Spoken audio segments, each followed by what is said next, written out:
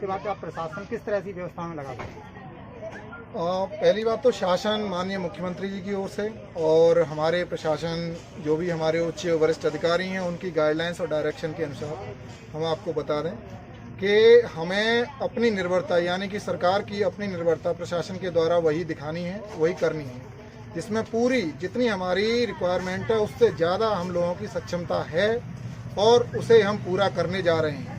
NGOs पर न तो सरकार पहले कोई डिपेंड थी ना ही कुछ था। इन्होंने समाज सेवा का एक स्वरूप दिखाया था। अगर उनकी स्वेच्छा है, कर रहे हैं तो करते रहें, नहीं करना चाहते हैं या कोई बात है तो न करें।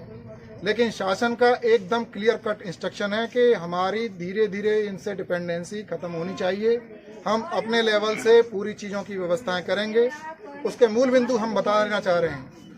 उसमें नंबर 1 ये है कि अचानक से मान के चलिए एनजीओ सारे कहने लगे और ब्लैकमेलिंग करने लगे, उस समय सरकार क्या करेगी? इसलिए हम डिपेंडेंसी नहीं रखना चाहते। दूसरी, खाने की गुणवत्ता है, उसके मानक निर्धारण होते हैं, सारी चीज़ होती है, हो सकता है वो बेहतर दे रहे हों सारी चीज़ें, लेकिन अचानक से कोई परेशानी आ गई तो उसकी जिम्मेदारी किसकी?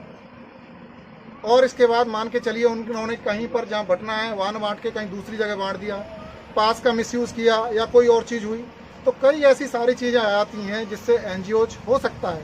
कभी कभी एनजीओ का एक और स्वरूप है, वो ये है कि वो समाज सेवा के दायरे में राजनीतिक पहलू को कहीं साथ तो नहीं रहे हैं।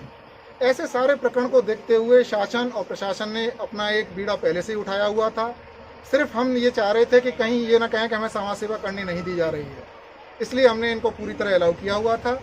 और आगे जैसे भी इनकी कोई ऐसी चीज़ हमें लगती है तो हम क्रमशः इनको कम करते हुए बंद करने की ओर अग्रसर होंगे, जिसमें हमारा प्रशासन पूरी तरह सक्षम है। न केवल सक्षम है बल्कि उसके लिए दृढ़ निश्चित है। ये चीज़ हम पूरा करके दिखाएंगे भी और पूरा प्लान तैयार है हमारा, कहीं कोई कमी नहीं है।